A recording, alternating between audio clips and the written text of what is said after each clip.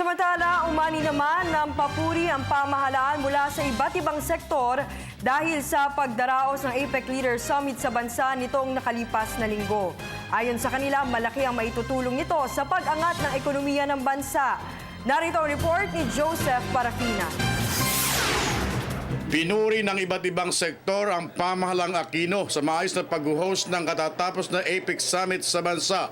Para sa Political Science Professor ng DLSU, pinatunayan natin sa buong mundo na sa kabila ng matinding banta sa seguridad, na idaos ng maayos ang summit. Kaya naman bandang huli, tayong mga Pilipino ang makikinabang.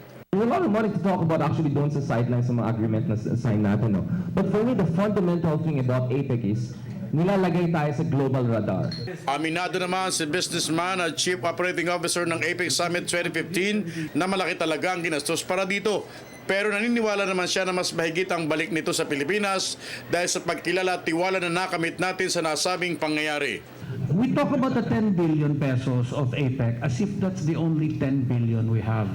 But actually, the truth is, may pera na sa DA. So it's not a matter of trading na 10 billion ang APEC versus spending it on agriculture. Actually, we can get both because may 10 billion sa APEC or whatever it is they spend, may 10 billion plus sa DA. Ipinagmalaki naman kaagad ng pamahalaan palalawigan ng Albay ang agad na paglobo ng turista sa kanila. Ang mga ilang delegado daw ng APEC bago umalis nagtungo muna sa kanilang probinsya. Tayo daw ang panalo sa nasabing pangyayaring ito. Nakapasok na rin sila sa Pilipinas. Gusto nila makita.